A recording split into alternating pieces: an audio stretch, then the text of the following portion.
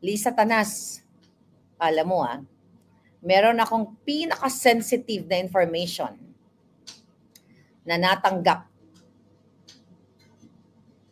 few hours ago. Pero hindi ko pa pwedeng sabihin sa inyo. Pero naikalat ko na sa mga dapat makaalam. Lisa Tanas, bangag. And one day, malalaman ninyo. Okay? Kaya yung mga sensitive information na yan, naikalat na natin yan sa mga taong dapat makaalam. Very sensitive. Yan po. Ang sabi ng mga julul, sinisira ko daw ang Pilipinas. Palangga, sinisira ko ba Pilipinas? Ako ba ay nagnanakaw sa inyo ni piso? Sa pera ng bayan? Ako po ba ay nagpapakalat ng pulburon sa inyo? Ako ba ay nagtutulak ng pulburon? Ako ba ay nagpapalabas ng mga kidnapper o nangingidnap? Ako ba ay nangingidnap katulad ng dalawang bata? Ako ba ay nagsisinghot? Ako ba ay nagnanakaw dyan sa sa national budget natin? Ako ba ang gumastos ng 5,500 flood control? Ako ba ang gumagastos ng pera ng bayan para katulad ni Lisa Tanas na pumunta sa Amerika para magsingot-singot, magbiga-biga lang, mag-party-party at gagamitin niya kunyari working visit, yung pala singhot visit. Kaya meron silang kasamahan na yun nga, hindi pa tapos yung hindi pa tapos yung investigation na allegedly ay namatay sa singhot. Kasi nakita sa mga previous videos and pictures ay sobrang healthy ng tao. So, under investigation pa, tignan. Alright? Ngayon, ako ba ay nag-smuggle ng asukal ng bigas? Wala. Ni piso, wala. Pero wag kayong mag-alala. Hello guys, welcome back sa aking YouTube channel. Ngayon na naman ay meron na namang pasabog itong si Maharlika na sigurado na ikakagulat ng buong mundo dahil nga ayon din nga kay Maharlika ay meron siyang sensitibong informasyon at pinakalit niya daw ito sa mga ibang tao at pag na palabas na daw ito, sigurado na ikakagulat ng buong mundo.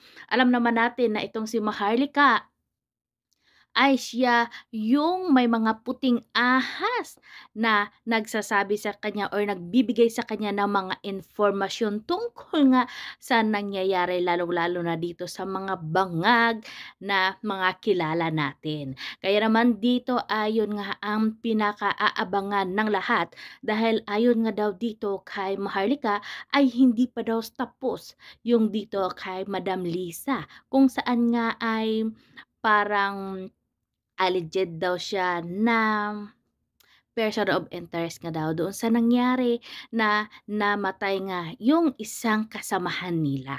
Kaya narito guys, panoorin natin. Gorgor. Okay, ginorgor natin yung isa. Next. Meaning, di nila kayang gawin nang sila lang. Pakampi sila sa Interpol.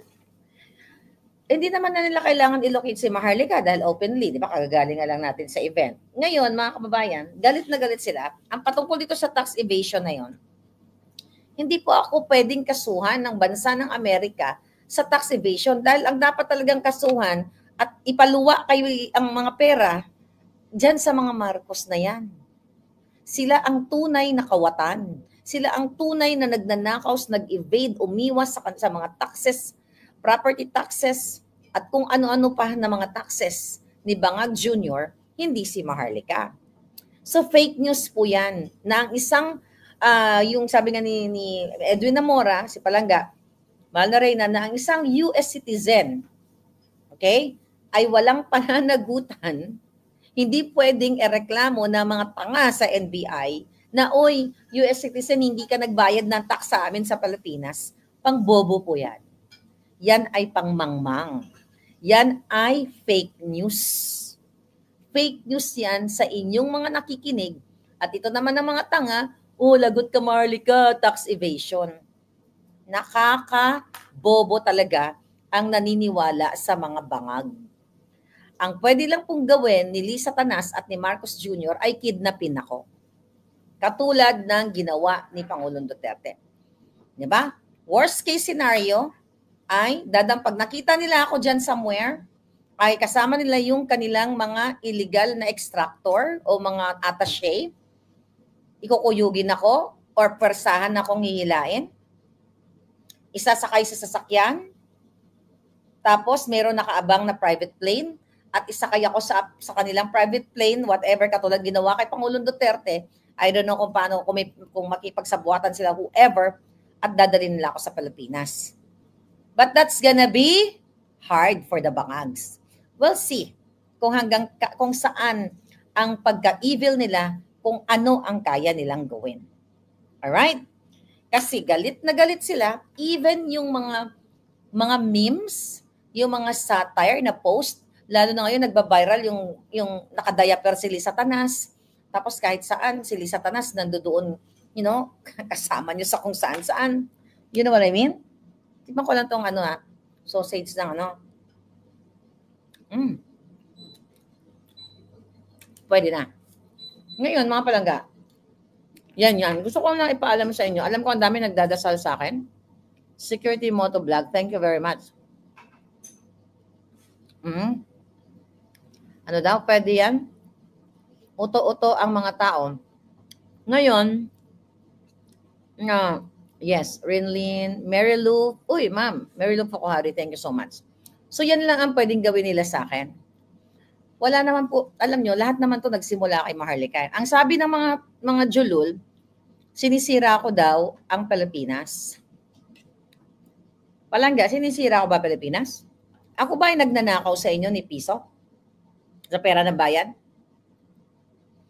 Ako po ba ay nagpapakalat ng pulburon sa inyo? Ako ba ay nagtutulak ng pulburon? Ako ba ay nagpapalabas ng mga kidnapper o nangingidnap? Ako ba ay nangingidnap katulad ng 2 bata? Ako ba ay nagsisinghot? Ako ba ay nagnanakaw dyan sa sa national budget natin? Ako ba ang gumastos ng 5,500 flood control? Ako ba ang gumagastos ng pera ng bayan para katulad ni Lisa Tanas na pumunta sa Amerika para magsingot-singot, magbiga-biga lang, mag-party-party at gagamitin niya kunyari working visit, yung pala singhot visit.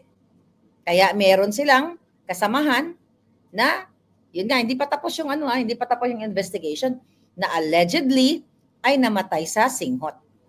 Kasi nakita sa mga previous videos and pictures ay sobrang healthy ng tao. So, under investigation pa, tignan. Alright? Ngayon, ako ba ay nag-smuggle ng asukal ng bigas? Wala. Ni piso, wala. Pero wag kayong mag-alala. Lisa Tanas, alam mo meron akong pinaka-sensitive na information na natanggap few hours ago. Pero hindi ko pa pwedeng sabihin sa inyo. Pero naikalat ko na sa mga dapat makaalam. Lisa Tanas, bangag. And one day, malalaman ninyo.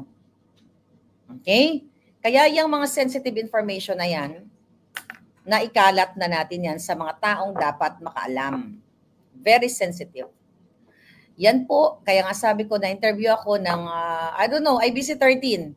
Palangga, nailabas nyo na ba yung interview nyo sa akin doon noong 23? Can you send me the copy, please? Pa-send mo sa akin, Palangga. Hindi ko pa napapanood. Kaya ganun na lang yung galit nila sa akin. Kidnapin si Maharlika. Takutin si Maharlika. Hindi umubra yung kaso nila Kasi nilalabanan ko legally So, dahil si Lisa ay sanay mangidnap, yun ang kanilang ultimate para kidnapin ako dito sa the Netherlands. Payag ba kayo, Palangga, na ang alindog ko ay makidnap na lang ng ganun-ganon? Sabi ko nga hanggang sa huling patak ng dugo ko, kung sino man ang inutusan ni Lisa Tanas, hindi ko kayo tinatakot. Pero sinasabihan ko lang siya, alam ko ang gagawin ninyo sa akin. So, pina-activate ko na ang mga Navy SEAL ko. Ngayon, nagluluto lang siya ngayon.